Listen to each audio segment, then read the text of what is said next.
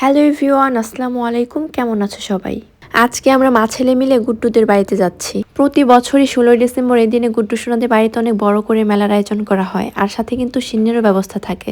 তো আজকে থেকে শুরু হচ্ছে মেলা, আর এই মেলা চলবে 2 থেকে 3 দিন। ছোটবেলায় তো প্রায় নানার হাত ধরে মেলায় চলে যেতাম, এখন আর তেমন সুযোগই হয় না। মাঝে মধ্যে আগে সেই দিনগুলোকে খুব মিস করি। তো কথা বলতে বলতে চলে এলাম মেলায়। আর এই মেলাটা কিন্তু আমার বাবার বাড়ি থেকে খুবই কাছে, রিক্সা উঠলে মাত্র 8 থেকে 10 মিনিট সময় লাগে।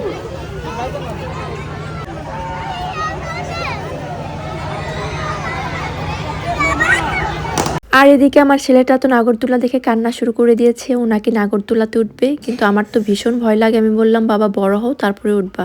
আমি আসলে আজকে মেলায় আসতে একটু দেরি করে ফেলছি, মানে সন্ধ্যা নেমে গেছে প্রায়, যার কারণে আজকে আর তোমাদের মেলাটা ভালো মতো ঘুরে দেখাতে পারলাম না। ও আরেকটা কথা, এই মেলার খাবারগুলো কিন্তু বেশ মজা। তো হাঁটতে হাঁটতে আমরা চলে এলাম গুড্ডু সোনাদের বাড়ি, আর এখানে এসে দেখি সবাই মিলে খিচুড়ি খাচ্ছে। আর আমরাও এখানে আসার সাথে গুড্ডু নানি আমাদের গরম গরম খিচুড়ি বেড়ে দিল। এই খিচুড়িটা খেতে কিন্তু বেশ ভালোই। আমি খাওয়ার পর আমার ছেলেকেও খাইয়ে দিচ্ছিলাম। ও তো এখানে এসে ভীষণ খুশি, ও বিছানার উপর লাফালাফি শুরু করে দিয়েছিল। খাওয়া দাওয়ার পরে তো আমরা সবাই মিলে অনেক আড্ডা দিলাম, মজা করলাম।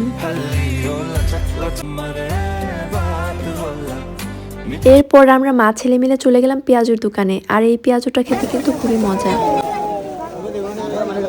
আমি মেলায় গেলে কিছু খাই আর না খাই, পেঁয়াজুটা কিন্তু সবসময়ই খাই। আর তোমাদের আরেকটা জিনিস দেখাচ্ছি, গ্রামের মেলা তো কি হয়েছে, লোকজন কিন্তু বেশ ভালোই ছিল।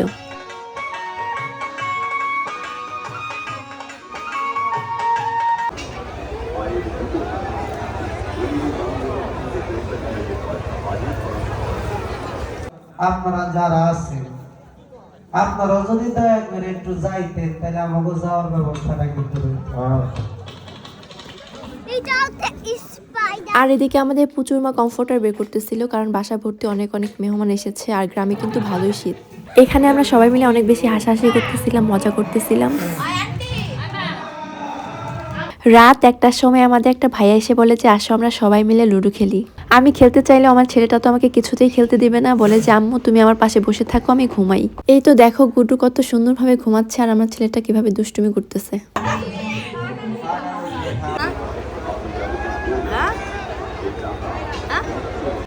আমি গুড্ডুর বাসায় আসছি। গুড্ডুর বাসায় এই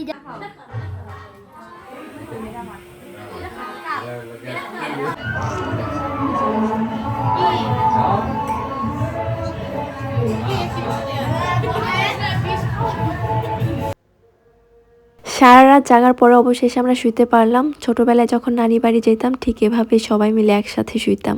যাই হোক, আজকের ভ্লগটি এ পর্যন্তই। সবাই ভালো থাকবা, সুস্থ থাকবা। আল্লাহ হাফেজ।